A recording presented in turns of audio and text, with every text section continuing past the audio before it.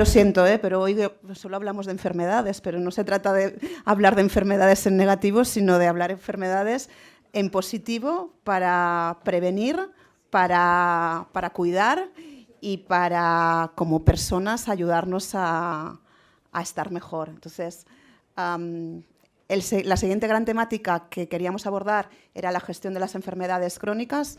Hemos empezado con el tema de Alzheimer, seguimos con las enfermedades crónicas y lo hemos centrado en el tema de la diabetes porque, bueno, yo creo que es bastante genérico que mucha gente pues, padece esta enfermedad. Y ayer, a modo de curiosidad, cuando venía para el metro, para Madrid en el AVE, estaba en el vagón silencioso y las dos enfrentadas con otra chica, las dos con el ordenador trabajando, las dos nos sacamos una barrita de estas energéticas para llegar a Madrid a una hora medianamente decente sin mucho hambre y ella automáticamente se pinchó después de comérsela, ¿no? Y pensé, esta chica es muy joven y ya se está pinchando, ya se está medicando y ella seguro que lo tiene súper concienciado y yo porque tengo personas en mi entorno y no me extrañó, pero estoy segura que si hubiera delante del AVE otra persona sentada, pues hubiera dicho qué está haciendo ella, ¿no? Sí. Pues nada. No se oye. Espera que te tienen que conectar el micro. Voy a hablar como farmacéutica y como hija que ha tenido que solicitar la dependencia no solo para sus padres, sino para toda la familia en general. Hay varios problemas y no es tan sencillo, porque todo está hecho para la gente que utilizamos las tecnologías, ¿vale? No dan cita o tienen unas listas de espera tremendas. Los padres siempre están bien, ellos no quieren nada ni necesitan nada más que les dejes en su casa con sus cosas, con su vida, aunque no salgan de casa. Entonces es muy difícil pasar la barrera del no te preocupes, que yo sé que lo mejor es para ti esto, que yo me encargo, porque hay que pedir autorizaciones de todo tipo, a los bancos, a los médicos, a las aseguradoras, a todo. Y no hay herramientas digitales para tanto y están tan bloqueados todos que pueden tardar 18 meses, han dicho en la otra mesa. Mi padre se murió justo cuando le dieron la dependencia y llevábamos 3 años. Pero pasa igual en el entorno de la farmacia y ahora me pongo en el otro lado. A la farmacia van los padres y te dicen, ya ves que mi hijo quiere o ya ves que mi hija dice. Y yo estoy perfectamente, ya lo ves que yo estoy perfectamente. Y se llevan una bolsa con 17 medicamentos. Pero vienen los hijos y te dicen, por favor, ¿nos puedes ayudar a que mis padres entiendan que? No es tan fácil. Y ahora mismo estamos en una situación en que hay una edad media de los hijos, como estabas tú diciendo, que encima no tenemos hijos, que ya sabemos que nos vamos a tener que cuidar nosotros mismos o estar pensando en ahorrar, como decía antes el otro compañero, para que vamos a verlo cómo nos cuidan a nosotros. Pero es que nuestros padres han querido quedarse siempre en casa porque es lo que han vivido y no querían ir a residencias. Y llevarles a las residencias es otro martirio. Raquel, te voy a cortar, porque la mesa que vamos a estar yo creo que también es súper interesante. Sí. Aprovecho para presentar al moderador de la mesa, a Javier Martínez Peromingo, que muchos de vosotros lo conocéis, ha vuelto a la medicina, es feliz, me ha dicho, así que nada, será un moderador estupendo, y al doctor Miguel Brito, que no tenía el placer de conocerle, pero he hablado con él también por teléfono y seguro que será fenomenal, y a Raquel Varas, que ya la conocéis, ella es la responsable de las campañas sanitarias del Consejo General de Colegios de Farmacéuticos de España, que tenéis un nombre complicado y largo, muy largo. Pero en realidad lo que hace es que une a todos los farmacéuticos de España en un colegio, la suma de colegios profesionales. Así que nada, el médico, el que acompaña al paciente y un moderador de lujo. Muchas gracias. Ahora, porque si no salimos a las 3. Vale. No, intentaremos ajustarnos al tiempo. Bueno, yo creo que en la mesa anterior se ha puesto un poco el marco. Cuando yo era residente, me acuerdo que una vez llegó un señor a la consulta de geriatría con una cicatriz casi de arriba abajo, ¿no? Y cuando le pregunté de qué le habían operado, me dijo, no me lo dijo. El cirujano me dijo que o me operaba o me moría. Y así es como tratábamos antes la medicina, ¿no? La medicina era, estabas sano hasta que caías enfermo, ibas al médico, te curaba. Ahora vivimos una sociedad en la que ya no curamos enfermedades, realmente lo que hacemos es acompañamos al paciente, ¿no? Y el paradigma de este acompañamiento probablemente sea las enfermedades crónicas, y una de las más importantes, sin duda, es la diabetes, que es un poco el marco que ponemos hoy aquí. También es verdad que antes lo comentaba, también ha salido en la mesa anterior, antes la responsabilidad de la atención era una atención sanitaria y ahora esta atención, para que sea efectiva, tiene que ser fragmentada, ¿no? Y hoy también nos acompaña precisamente la visión del farmacéutico, que es probablemente con el que más va a interaccionar el paciente o la persona mayor, ¿no? Pero bueno, un poco por poner el marco, el doctor Brito, endocrino del Hospital Puerta de Hierro, me había empollado un poco todo su currículum, que es impresionante. ¿Nos puedes poner un poco el marco acerca de la visión actual de la diabetes, ¿no? De la enfermedad que es y un poco cómo hemos evolucionado, quizá en el diagnóstico y sobre todo en el abordaje del seguimiento del paciente crónico? Sin querer asustar a nadie, de los que se supone que un 13% de la población mayor de 18 años tiene diabetes. 13%. Ese es un número que es el que cuando se va a buscar, la realidad es que de ese 13% la mitad está diagnosticada, la otra mitad no. O sea que los números que figuran, los que están consumiendo fármacos, son de un 7 o un 8%. Pero en el subgrupo de edad que estamos aquí, que vamos ya cumpliendo años, ya 1 de cada 3 es diabético. O sea que mirar alrededor, si tú no lo eres, 2 lo son. Entonces, y además ahí 1/3 no lo sabe y 2/3 sí. Es decir, como ya vamos haciendo análisis, porque hay mucha gente que tiene 20, 40, 60 años y no se ha hecho un análisis nunca. Entonces ahora las empresas muchas veces hacen análisis, la gente intenta no ir a esas revisiones, pero es fácil que te vayan diciendo, oye, que tienes el azúcar un poco alto. Entonces el diagnóstico de la diabetes hoy es muy sencillo de hacer. En la mayor parte, con un análisis vemos la glucosa por encima de 100 y eso es un valor elevado.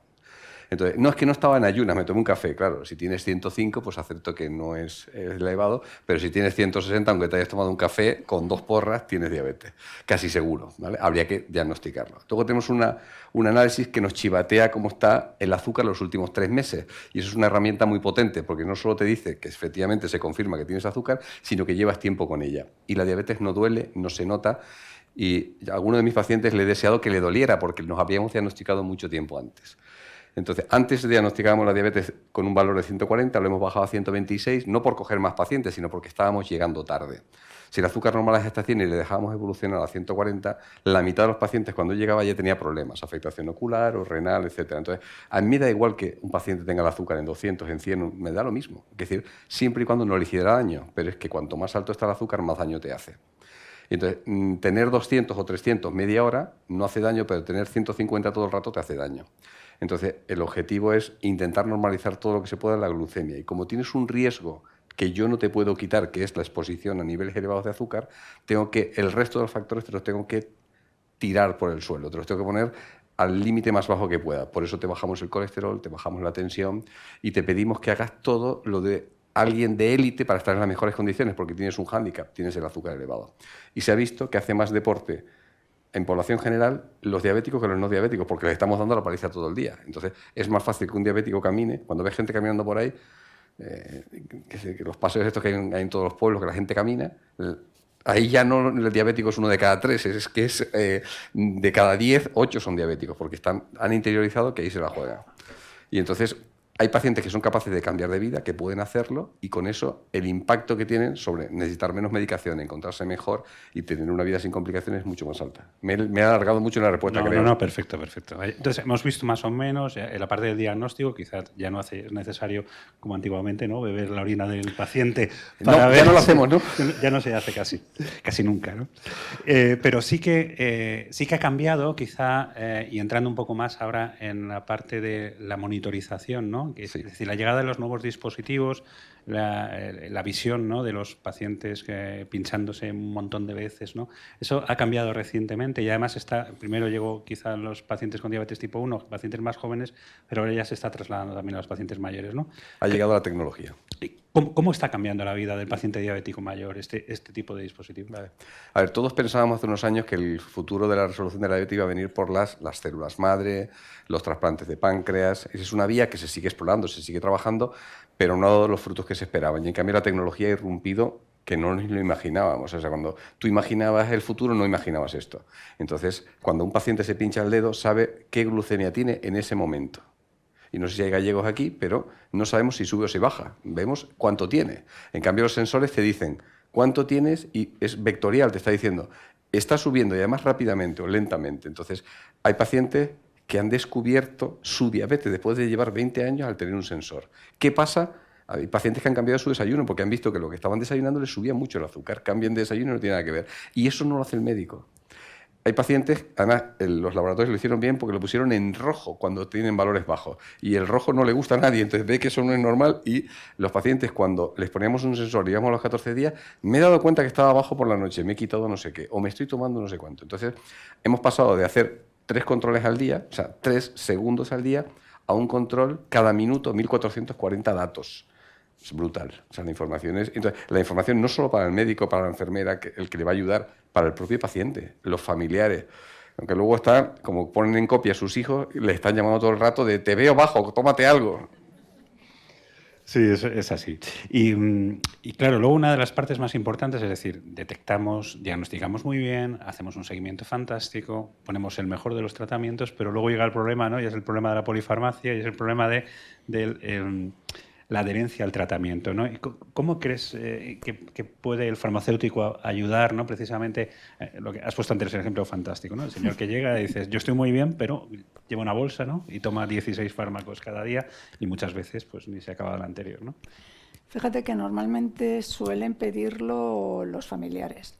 Empiezan a ver que los pacientes no se están, o las personas mayores o de determinada edad que toman muchos medicamentos no se lo están tomando tal y como se lo ha indicado el médico o le hemos insistido en la farmacia y al final viene y te dice, ¿me puedes ayudar a que mi padre o mi madre hagan lo que le ha dicho el médico que no están haciendo? Y tú les puedes decir, no sé si de aquí se llevan la medicación. Sí. Entonces te traen la bolsa que han visto que está en casa, que no han utilizado los medicamentos. Les decimos, venga, vale, tenemos un servicio especial, tienen que venir todas las semanas, lo recogéis o te podemos dar como mucho 2 y tienes para 15 días.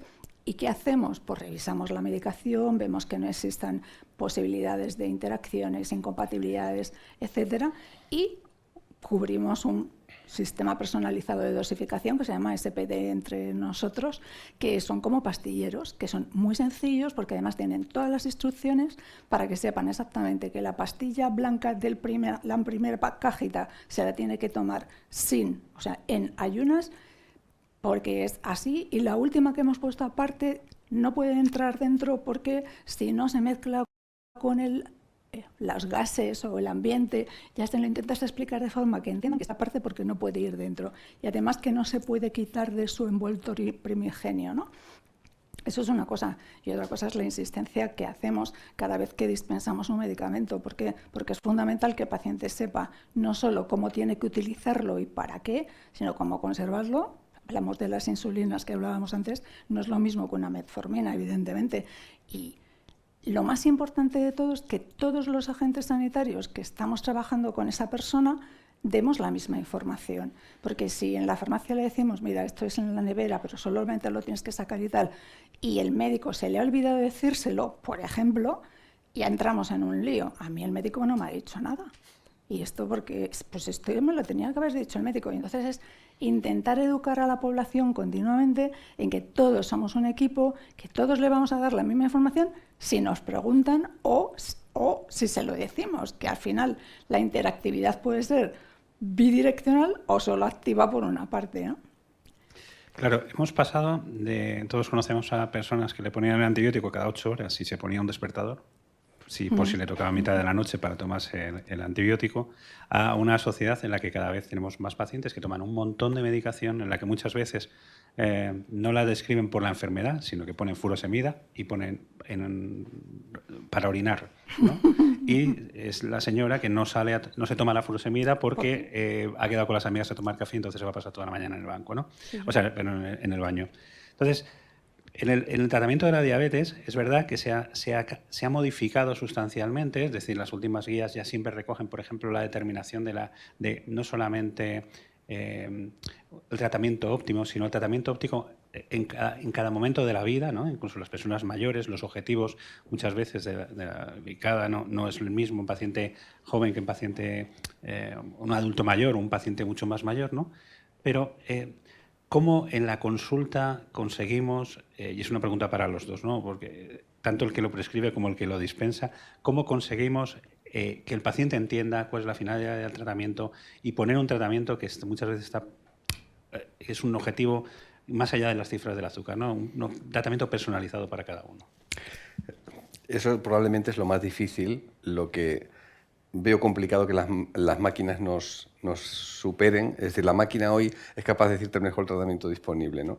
Y es verdad que cuando vamos envejeciendo y vamos cumpliendo años, se nos olvidan las cosas. El paciente, el medicamento que no se toma no hace efecto. Y ves un paciente que se deteriora el control y lo que está ocurriendo es que se le están olvidando las pastillas. Ya no, o de repente dicen, esta no me la tomo, me sienta mal, y deciden que esa le sienta mal, ¿y por qué esta y no la de al lado? La primera que se deja es la del colesterol. Entonces yo le suelo decir, mire, esta la deja usted cuando quiera tener un infarto. De resto la toma todos los días. Intentamos simplificar los tratamientos lo más posible. Ya tenemos muchos tratamientos que no producen bajadas de azúcar. Pero tienen que entender cuando toman esta pastilla y ves cuando les repasa las de la diabetes que toma y dice, no, esta no es para la diabetes, esta es para la tensión. Pues yo pensaba, y encima como les cambien de genérico una caja por otra, ya la hemos liado del todo, porque la caja era verde y ahora es azul. Entonces, a mí la ley de genérico me parece excelente, pero que se guarde el mismo siempre, porque como le cambia en la caja, está muerto. Entonces, tener una conversación, cada vez los pacientes tienen menos posibilidad de venir acompañados a las consultas. Se sabe que probablemente un tercio de lo que se dice en consulta, el paciente no es capaz de retenerlo, el joven. El mayor mucho menos. Entonces, le dé las instrucciones por escrito, que en el mejor de los casos vuelve en la misma carpeta donde salió de la consulta a la siguiente revisión. Nadie mira ese papel, no se cuelga en nevera. Entonces, tendríamos muchos medios para poder hacer eso bien, no lo estamos haciendo. Aunque lo escribamos. Y poner en una pastilla 101, yo me sé perfectamente que es un desayuno y una cena, pero no le he dicho si es antes de desayunar, porque yo ya sé que es antes de desayunar, ¿para qué se lo voy a contar? O esta se puede tomar en la cena o al acostarse. La señora que has dicho que se ha pinchado lo ha hecho mal, porque había que pincharse antes de comer. Entonces, y lo que ves habitualmente es que se toman la barrita y luego se pinchan. Entonces, hay un montón de cosas, pequeños detallitos que se pueden mejorar, pero necesitan tiempo y eso es lo que no tenemos. Y en nuestro caso, en la diabetes, tenemos una herramienta maravillosa que se llama Educadores en Diabetes, infrautilizada, no valorada, etcétera. Entonces, en España, ¿quién hace educación en diabetes? La enfermera que te ha tocado en el servicio, que tú la formas y ella educa a los pacientes y porque ellas quieren. No está reconocido, no se les valora. Entonces, el tener una buena educadora es un tesoro, porque hay pacientes que son Rambo, o sea, se lo saben todo, saben lo que tienen que hacer, cómo, etcétera. El que no, el paciente que te dice, pues yo no sabía que estaba que tomarla con comida, solo llevas 15 años tomándola y no sabías que era con la comida. O sea, entonces, algo hemos hecho mal nosotros, no el paciente. En nuestro caso es que insistimos y les ponemos pegatinas en las cajas y si no se lo escribimos, porque al final tienen la sensación como que están abandonados, ¿no? Esos son unos. Y otros que se lo toman mal y van a seguir tomándoselo mal porque les ha ido bien. Bueno, pues ya está. Lo que hablábamos de la furosemida, eso lo tenemos a diario, porque además las vemos pasar, ¿no? Y entonces les dices, ¿te has tomado la furosemida? No, porque es que hoy tocaba andar. Ya, bueno, pero es que tienes que tomar. Bueno, pues esta tarde que me quedo en casa, pero te lo tienes que tomar. Se toman la tensión mal, ¿te das cuenta? Y eso es así con todas las patologías. En el caso de la diabetes, solo las personas que son más abnegadas y que siguen toda la pauta y que vienen y te dicen, es que el médico me ha dicho, y tú insistes que es así, que no es el tratamiento farmacológico solo, sino que tiene que tener un estilo de vida diferente porque le ha tocado y ya está. Venga, te animamos a que vengas a una sesión en la farmacia y utilizamos a gente normalmente que son pacientes expertos, que también son de la Federación de la Asociación de Diabéticos y con los que tenemos contacto. ¿Por qué? Porque al final hay muchos pacientes que si tienen una asociación a la que puedan ir de vez en cuando, terminan confiando más en ellos que en todos los demás. ¿Por qué? Porque tienen todo el tiempo del mundo, porque tienen un montón de actividades y porque practican entre todos los problemas que unos han dado y cómo los han superado, ¿no? Y están tan contentos al final y hacen mucho más caso. Claro, porque el problema ahora es que esos pacientes, que a veces los vemos como fuera de nosotros, estos pacientes somos nosotros, o vamos a ser nosotros. Cada vez, antes comentábamos, hemos segmentado la atención sanitaria pensando que eso era mejor, y ya no bastaba con ir a un médico que era el médico general, sino ahora ya íbamos al especialista, y ya ni siquiera al especialista, sino que eres endocrino, pero además es que lo tuyo es solamente el tiroides. Entonces, eso ha generado que muchos pacientes tienen el mejor de los tratamientos posibles puesto por cada uno de sus especialistas, y nos juntamos al final con pacientes con 16 fármacos, 18 fármacos, ¿no? Que, con interacciones que no conocía ningún médico que sea capaz de determinarlas. Pero, claro, al final tenemos el problema de cómo somos capaces de, que es una pregunta también para los dos, primero, para ti, ¿cómo somos capaces de adaptar o de ser permeables el médico especialista del hospital ante la polifarmacia del paciente mayor?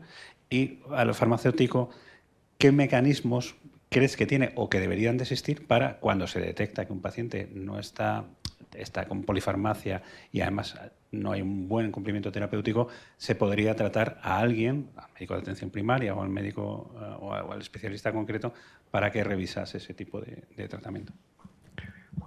A ver, en la Comunidad de Madrid tenemos una cosa que se llama el MUP en la sanidad pública, el módulo único de prescripción, donde tú recetas fármacos y ahora chequean interacciones. Entonces vas a recetar algo y no te deja. No te deja porque hay una interacción descrita que tú ya conoces, que tú has considerado que este riesgo lo vas a hablar y no te deja ponerlo. Entonces, en concreto, el otro día genfibrocilo, que es un fármaco para bajar los triglicéridos, junto con una estatina no se puede poner, da igual cómo te empeñes. Y entonces le mandas el paciente al inspector o al farmacéutico del área para que digo, dime cómo le trato, porque es que no tengo otra alternativa. Entonces tienes que hacer una receta a mano, tenemos que hacer trampa. Porque la colchicina, otro día le iba a una paciente una estatina. La colchicina es un fármaco para el ácido úrico que se usa como protector cardíaco después de un infarto, etc. Resulta que en la prescripción pone que no se puede usar con estatina. Claro, si le quito la protección de la estatina al infarto, todos los ensayos clínicos se han hecho con 95% de los pacientes tomando estatina. Pero la farmacopea pone que no se puede integrar. Entonces, a ver, hay cosas que habrá que poner excepciones, que tú lo valides, algo no lo permite. Entonces, queremos coger una herramienta que cuando la empezamos a utilizar nos limita más que nos aporta. Entonces, te ves obligado a hacer trampa, que es triste. Es decir, tienes que hacer una receta en plan B. Esta receta en A y esta en B para poder hacer las cosas. No sé. Voy a romper una lanza por el MUP. El MUP probablemente es de las mejores cosas que yo creo que ha ocurrido. Totalmente de acuerdo. Y nos salvó en la pandemia. Nos ha salvado muchas veces de cuando llega el paciente y te dices, ¿qué está tomando? Y te dice, ahí lo tiene usted. Y tú sabes que no lo tienes. Eso es lo que tiene prescrito, no lo que se toma. Que luego hay que chequear. Porque antes el paciente te traía las cajas y eso era auténtico. Los cartones, tú veías lo que estaba tomando el paciente, además con su letra y tal. Cuando está prescrito, ¿lo tomará o no? El que no ha visto un folio con el nombre recortado y pegado con celo y que te lo llevan a la consulta es que no ha vivido la época anterior al MUP. Sí. Bueno, ¿y qué hacemos? ¿Cómo? A ver, nosotros al final es que recibimos en la farmacia los que vienen en papel, los que vienen en el informe de una alta hospitalaria o de unas urgencias, más lo que nos dejan ver en receta electrónica, que no es lo mismo que vosotros, y al final lo que tenemos son muchos problemas de comunicación. Antes alguien ha dicho que había problemas de comunicación con los equipos. Pues a nosotros nos pasa lo mismo. Nosotros podemos estar enfrente del centro de salud de la zona, que da igual, que no podemos hablar con ellos, que tenemos que ir con el problema de decir, oye, mira, que esta persona no está tomando esto, sino que está tomando esto, que hay un problema serio, que lo pongas en conocimiento del médico, o darme herramientas para que yo pueda escribir al médico, que no pasaría nada, pero no. Tenemos muchísimas barreras, no hay comunicación, farmacia, medicina, farmacia, enfermería, no hay ningún tipo de comunicación de momento, salvo para anular cautelarmente, que es una cosa solo de Madrid, pero sin embargo en otras provincias tienen algo de relación y les permiten una comunicación mensual, ¿vale? Estamos hablando de comunicaciones serias, no tonterías, pero solo les dejan una. ¿Por qué? Porque tienen un sistema de receta electrónica, que aquí también hay 17, que sí que permite comunicación o permite acceder a parte del historial.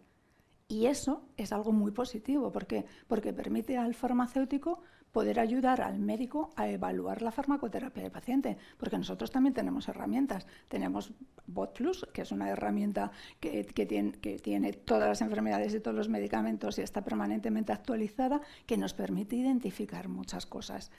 Y solamente es una alerta de decir, que levanto yo la mano desde la farmacia porque este paciente no está tomando lo que le están diciendo y además puede saltar esto, pero no nos podemos comunicar. Entonces es la buena voluntad, y a nivel rural funciona muy bien el que el farmacéutico y el médico y la enfermera se ven de vez en cuando y entonces ven la lista de problemas que hay. En Madrid capital no. Ha salido antes en la mesa anterior y ha salido también ahora, ¿no? Que es verdad que estamos más digitalizados, más conectados, más dispositivos, pero la realidad es que a veces no existen mecanismos de comunicación ni entre servicios sociales y sistema sanitario, ni entre farmacia y el hospital y atención primaria. Mis suegros viven en un pueblo de Almería, de la Sierra de Almería, Uleila del Campo, 800 habitantes, y mi suegro siempre cuenta que donde se tratan o se debaten los malos tratamientos es en el bar, cuando se juntan el farmacéutico y el médico, ¿no? Que saben lo que le han prescrito y le dice, Antonio, no le está yendo bien esto, ¿no? Es decir, no te digo que montemos bares, que también, pero que a lo mejor sí que es uno de los déficits, ¿no? Y otra de las patas, hemos hablado de los problemas también de las instituciones y demás, pero otra de las patas es la prescripción de salud, ¿no? Hoy estamos centrados en envejecimiento saludable, ¿no? Es decir, ¿cómo, aparte de la medicación, cómo prescribimos salud o prescribimos cosas para un envejecimiento saludable en la consulta de endocrino? Vale, un problema que tengo con los pacientes es que los pillas a determinada edad, 50, 60 años, pero van envejeciendo. Y hay pacientes a los que les puedes dar el alta y te vuelven cuando tienen un problema, pero hay pacientes que te los quedas porque no hay forma de darle el alta. Y estos pacientes, llevo toda la vida dando la paliza de que tienes que tener un control excelente, y ahora les digo, ya no tanto. Y entonces te miran como, llevamos ya no tanto. Digo, vamos a ver, el problema con esto te va a dar dentro de 20 años, y si sigues por ahí te lo va a dar mañana. O sea que vamos a cambiar la estrategia. Entonces, esa conversación me pasó con pacientes con 80 y pico años, con un cáncer avanzado, y la paciente se empeñaba en tener una glicada, que es este control que digo de 3 meses, como si tuviera 30 años. Porque toda la vida había luchado por eso y ahora lo conseguía. Y digo, ya, pero no, ahora ya no. Entonces, este mensaje necesita tiempo en la consulta, necesita explicar por qué no. Y cambiar estructuras es muy difícil. Entonces, hay que explicar al paciente qué estoy buscando en cada momento. Mira, el objetivo contigo ahora es este. Ahora vamos a cambiar a esto otro. ¿Por qué? Porque tienes más beneficio con esto. Y ya ese beneficio que ibas a tener ya no lo vas a tener. Entonces, esa conversación lleva un tiempo que no tenemos. Y en concreto... ¿Tú prescribes ejercicio físico en la consulta? A ver, no me refiero en la recomendación general de coma sano y haga ejercicio físico, no, porque seguro que con la alimentación sois mucho más detallistas. Vale, los endocrinos somos muy pesados con la alimentación, pero en el ejercicio los médicos no estamos formados en el ejercicio, y de hacer un consejo de camino usted no sirve para nada. Entonces, los entrenadores personales, los coaches, etcétera, están muy limitados para un grupo de gente, pero la gente empieza a ir a gimnasios de su pabellón, de su pueblo, de su barrio, etcétera, y eso aporta un beneficio muy importante, y sobre todo lo que decías, lo de las asociaciones y los vecinos. Entonces, cuando yo les explico que los fármacos son muletas que les ayudan a seguir adelante, pero lo importante no es el fármaco, es que ellos se muevan. El que camina va a seguir vivo, el que deja de caminar. Y la alimentación. Entonces, hay pacientes viudos, varones, que no saben cocinar nada. Y entonces hacen una comida buena al día, que es la que hacen en el bar. Y luego latas. O sea, es un drama. O sea. ¿Y vosotros, desde la farmacia, la red de farmacias, se fomenta, me consta que se fomenta lo que podríamos englobar como el envejecimiento saludable, pero ¿qué tipo de recomendaciones puede dar el sistema de farmacia a las personas mayores? Bueno, en general es verdad que nosotros tenemos mucha documentación de este tipo, ¿no? Que es para dar a los pacientes, pues, desde calendarios de control hasta medidas que pueden hacer, y que además trasladamos al ayuntamiento en el caso de pueblos o a la comunidad de vecinos, y eso en una zona muy localizada, porque al final estamos intentando adaptarnos también como un determinante sanitario más a esta sociedad que está envejeciendo, y que nos consideren dentro de la red de acción por la salud de los pacientes, ¿no? Por llegar a tener resultados en salud. Entonces, al final lo que se genera es una comunidad, ¿no? Con pacientes de varias farmacias o de un pueblo, depende, y entonces son poner objetivos a corto o largo plazo, ¿no? Pues todas las semanas vamos a salir al campo durante 1 hora a ver lo que sea. Y de esta manera mueves a la gente. ¿Por qué? Porque quien no se ha movido en su vida, y estamos hablando de personas de 80 años, cuando a todos los 80 les dices, es que tienes que moverte todos los días media hora, al médico le dicen, shh, shh, shh.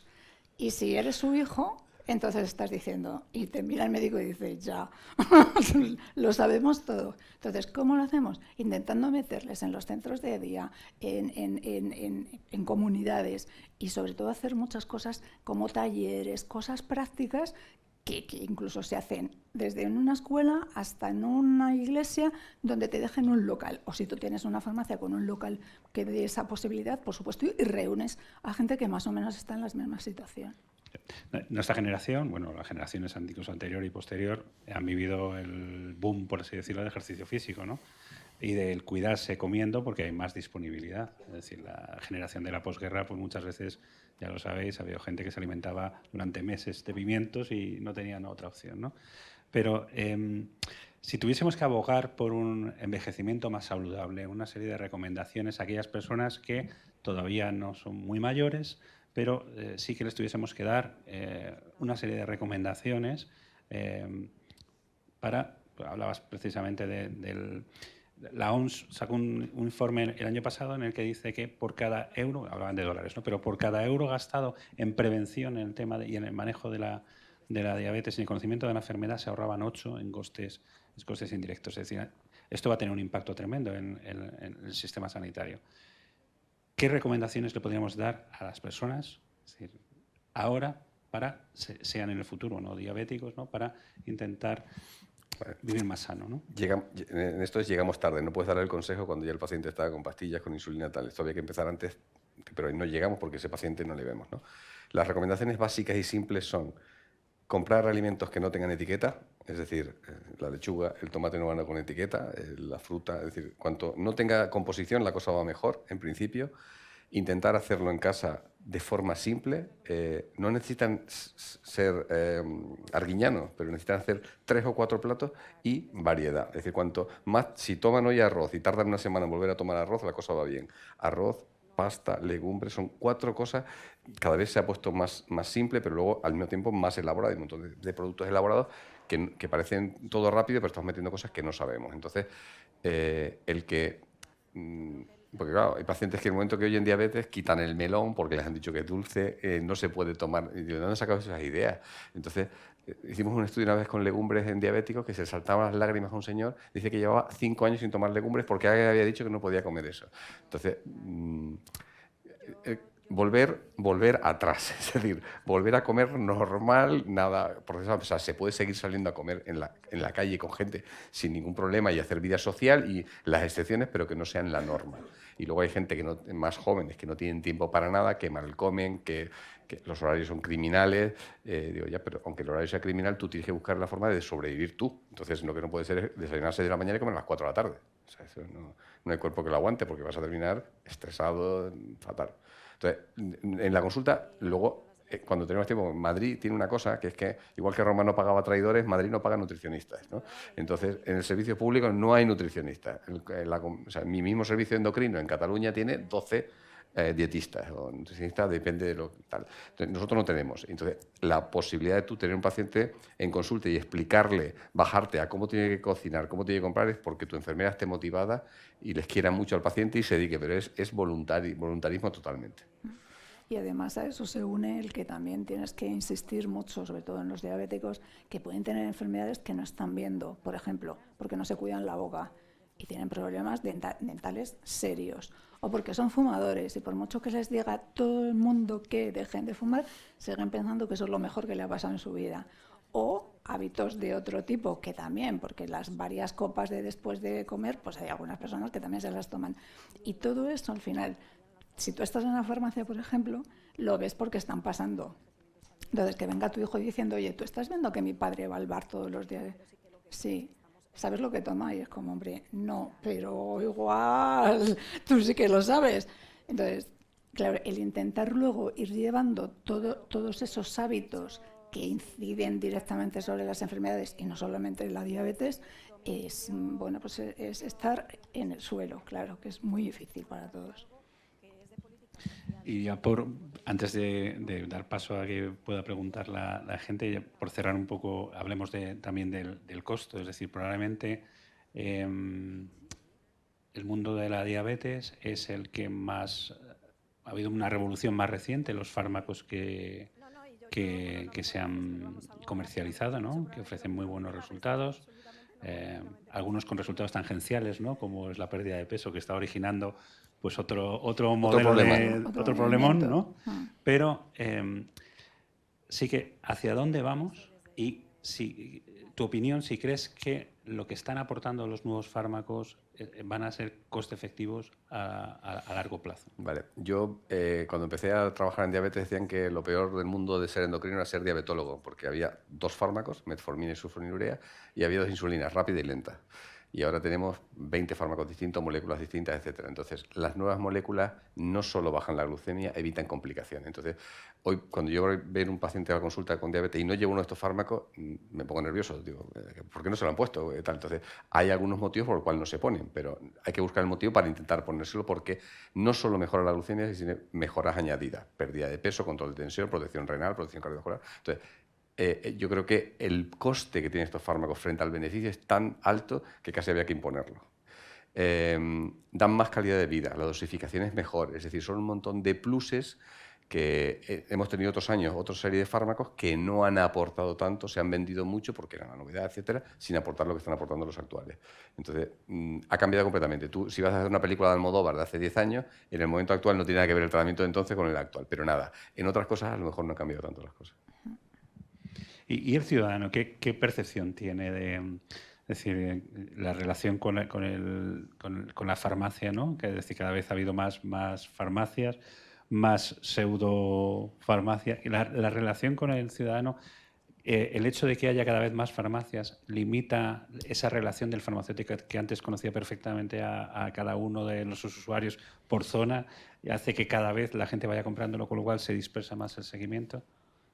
A ver, es un sector que está muy regulado, entonces no es que se abran farmacias en todos los sitios, se abren farmacias donde crece mucho la población y en general esos lugares sí que son muy de paso para casi todo el mundo, porque suelen ser zonas más nuevas donde trabaja la pareja joven y está fuera de casa, entonces uno se encarga de pasearse por las farmacias sin tener una farmacia clara hasta que hay alguien que les llama la atención porque da un servicio añadido a cualquier cosa, porque va con un problema con su bebé y saben responderle porque ha identificado que no hay criterios de derivación a un médico y que le puede ayudar. En cuanto tú resuelves un problema a una persona, empieza a confiar en ti y ya le tienes, ¿no? Pero si además luego va creciendo, yo me pasé 14 años en una farmacia, vi nacer a niños y me fui cuando ya eran adolescentes. Y ves cómo tanto los niños como los padres al final es como vete a la farmacia que te atienda Raquel. Cuando yo no era la dueña, yo era una adjunta, ¿no? Y ahora sigue pasando lo mismo. Hay farmacias que prestan muchos servicios muy localizados a personas muy concretas, por ejemplo, seguimiento farmacoterapéutico, pues es un seguimiento parecido al que hacéis vosotros con toda la medicación y si lo haces a pacientes que sabes que confían en ti y que saben que tú vas a tener un contacto con un médico o con su médico para que te ayuden. Y es perfecto porque sabe que tu objetivo es mejorar sus resultados en salud del tratamiento que tienen y que tienen que llevar. Pero también hay en otros momentos en el que hay un paciente que conoces y que le han dado de alta del hospital, le han puesto el informe, no ha aparecido en receta electrónica porque estaba caída la receta electrónica y tú ves que lo que está en su receta y lo que está en el informe, pues hay cosas que no coinciden. Se dan muchos servicios, lo que pasa es que nosotros tenemos nuestros nombres, pero no se les dice a la población, pues te voy a hacer no sé qué. No, les dices, no te preocupes que te voy a ayudar con esta situación y en ese momento ya eres fiel, ya se hacen fieles. ¿Por qué? Porque al final el farmacéutico es el último sanitario que ven antes de recoger su medicación y si este es un poco activo y es medianamente empático y habla con el paciente, ya vamos bien. Pero también hay muchas veces que primero va para decirte, me tengo que ir al médico porque es que de repente mi hijo tiene 38 y no le baja por mucho tal que le esté dando. Y si tú le aconsejas y tal, y das en el clavo, que nos podemos equivocar exactamente igual que todos, los fidelizas, ¿no? Muy bien, pues yo creo que vamos a dar paso a preguntas de la audiencia. Sí, habéis hablado de la sanidad fragmentada, habéis mencionado educadores en diabetes y también prevención. pero parece ser que no hemos llegado a lo de educar en prevención. Es una rama de la medicina. No hay que inventarse cómo cocinar, porque la fruta, aunque no lleve etiqueta, por la noche también tiene azúcar. Y la pasta, cuando está refinada, es el mismo daño en azúcar, ¿no? Entonces, la pregunta es, ¿qué prevención podemos hacer en la población sana? A ver, el 50% hoy, o sea, hemos tenido mucho cachondeo sobre cómo debe ser la dieta del diabético, ¿vale? Entonces, todo viene mucho del diabético tipo 1, que no es exactamente lo mismo que el tipo 2. Antes, cuando no había insulina, a los pacientes se les quitaban todos los hidratos de carbono, que era lo que subía la glucemia, claramente, y se les mantenía con dietas de hambre, con proteína, que no eran capaces de metabolizar hasta que se morían, ¿no? Entonces, sin insulina, un paciente que la necesita, su esperanza de vida no llegaba a los 5 años. Habían intentos de distintas cosas, hervir las comidas 3 veces, o sea, se ha intentado hacer miles de cosas y ahora lo ves y dices, bueno, esto no es así, ¿no? Y hemos dado mucho vaivén a nivel nutricional, pero en general se supone que el 50% de lo que come el diabético debería ser hidrato de carbono. En principio recomendamos hidrato de carbono en absorción lenta, pero nosotros no prohibimos la fruta. La fruta dentro de la comida, cuando hacemos análisis de azúcares de absorción rápida, lenta, es cuando se analiza el alimento de forma aislada. No es lo mismo tomar pasta sola que pasta con su salsa, con su carne, etcétera, no se absorbe igual, no tiene nada que ver. Entonces, cuando se hacen los test de comida mixta, se ve que un alimento como tal que tiene un índice glucémico muy alto, cuando lo tomas de otra forma, no tiene nada que ver. Entonces, realmente tú no tomas la comida de forma aislada. Y en un estudio tú tomas una uva y ves lo que sube, pero tú te tomas la uva de postre después de una comida y la puedes tomar. Entonces, esto, los sensores te están haciendo ver qué está pasando con esa comida. Y si tú ves un pico, puedes modificar un alimento y tal, y cambiarlo. Entonces, por ejemplo, lo de la pasta por la noche, no. Pues hay pacientes que toman pasta por la noche y ellos mismos ven que su glucemia lo tolera, ¿vale? Es verdad que le decimos que la dejen un poquito más al dente, que no la pasen mucho, porque en España somos mucho de dejar la pasta demasiado blanda, que tiene un pico de absorción un poco más lenta, pero no nos obsesiona tanto eso porque tenemos tratamientos para controlarlo. Y el control postprandial, que siempre se le daba, los pacientes hacían control antes de las comidas, antes de desayuno, comida y cena, y no miraban tanto qué pasaba después. No es lo mismo que el azúcar te suba así y baje enseguida a que sube, se tire horas alto. Y todo esto, ahora que tenemos los controles, podemos verlo y podemos ver formas de modificar eso, en la forma de cocinar, en que haga actividad física, que yo sé que lo que apetece es una siesta, pero si te pones a caminar después de comer, que no hace falta castigarse corriendo, también tiene un impacto positivo sobre el metabolismo de los hidratos de carbono.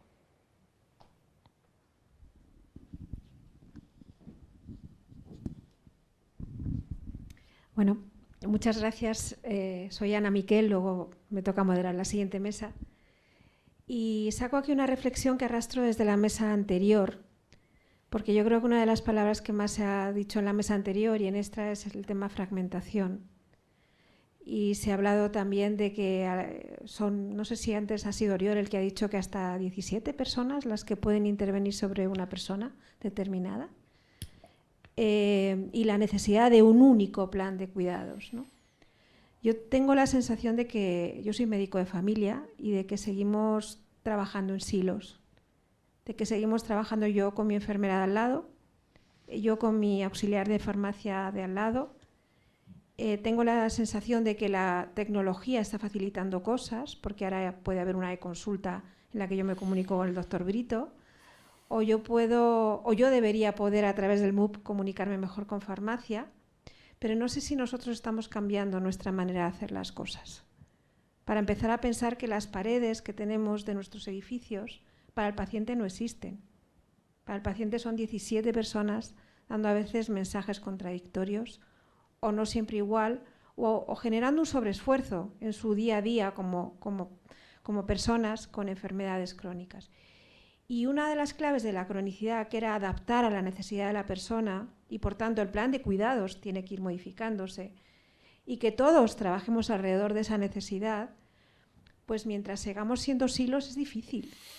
Entonces la pregunta que lanzaría es, no sé si compartís esta visión de que o rompemos con los silos y la tecnología nos puede ayudar, pero nosotros tenemos que cambiar nuestra manera de hacer también, conocer mejor lo que tiene el otro, para dialogar mejor con el otro, comunicarme mejor con el otro, para entre todos ofrecer la mejor solución a esa persona. Y yo creo que si tuviera que poner el foco ahora en algo, en una necesidad, me da la impresión, yo soy médico de familia, pero estoy haciendo un reciclaje, estoy por el hospital. Y cada día pienso en, joder, qué bueno sería poder colaborar más. Lo sigo pensando. Entonces, bueno, quería trasladaros esta reflexión y no sé si pensáis como yo que tenemos que empezar a cambiar nosotros mismos, cada uno de nosotros mirándonos el ombligo, nuestra manera de hacer las cosas. Ana, me parece muy buena pregunta y sí te puedo decir que en los años que yo llevo trabajando en el Consejo se han establecido muchísimas relaciones, tanto con sociedades científicas, médicas, de odontólogos, de podólogos. Intentamos llegar a criterios conjuntos de derivación por partes, ¿no? Con el Consejo General de Médicos, que también hay un consejo de colegios, de forma que al menos tengamos claro que el paciente lo vemos todos y hasta dónde podemos llegar para tener que seguir avanzando y no quedarnos con él o dejarle suelto, ¿no? Es una forma un poco así de hablar, pero me habrás entendido. Esta mañana ha saltado una noticia que me ha gustado mucho, que en el Colegio de Sevilla han llegado a un convenio de colaboración con el Colegio de Enfermería. Esto es un punto súper clave y además es una punta en Flandes ahora mismo, porque es que las enfermeras que están ahí trabajando cada vez más y además con los médicos al lado mucho más intensamente, si no empiezan a trabajar con nosotros en las farmacias o con las farmacias, tenemos siempre fricciones, porque tú no te puedes meter porque es mío. No, si es que yo estoy colaborando, estoy ayudando y los cuidados los hacemos entre todos. Mañana, como es el Día Mundial de la Diabetes, hay actividades en todos los colegios de farmacéuticos, y con eso me refiero a todas las farmacias de cada colegio, en el que no solamente se va a poner zonas de información sobre cómo se pincha, qué medidas tiene que hacer, qué estilo de vida, cuáles son los tratamientos, y eliminar bulos, que esa es otra cosa que también tenemos de cara. Y van a hacer glucemias. Y esto no quiere decir que estemos pisando a nadie, es solamente que es un día y es para sensibilizar a la población. Y si eso lo hacemos todos juntos, es mucho mejor. Cuando hablas de silos, a ver, antes el médico era médico, cirujano y todo, eso yo eso no lo vi nunca, eso es algo en un pueblo que hacía de todo, cosía, pegaba, tal, pero ya la medicina en la que yo me he formado de especialidades, el cardiólogo tiene su corazón, el nefrólogo tiene su riñón, con sus tratamientos específicos. Usan mismas moléculas de forma distinta para tratamientos distintos. Y se intenta dar una visión más transversal, basada en la patología y no tanto en el órgano, pero estamos lejos, estamos muy lejos. Entonces, y funciona a golpe de WhatsApp con tus colegas. Entonces, yo tengo un problema con nefro, llamo a fulanito y además, tengo una pregunta rápida, porque sé que estás con un paciente delante. ¿Qué hago? Tal. Y no le pongo en contexto de todo porque el resto ya me lo sé yo. Entonces ese paciente está perdiendo parte. Hay una de las consultas que tenemos que es diabetes gestacional, que la pasa al ginecólogo y el endocrino a la vez. Y ahí hay comunicación, son cosas muy distintas. Estamos llevando la diabetes al mismo tiempo pero es para que la paciente venga una sola vez. Yo cojo pacientes donde miro su agenda y tiene hoy el neurólogo, mañana el oftalmólogo, tiene que venir el endocrino. Entonces dice, y además le hemos pedido una analítica 2 o 3 distintas que las ponen en fechas distintas. Nadie coordina para que sea el mismo día.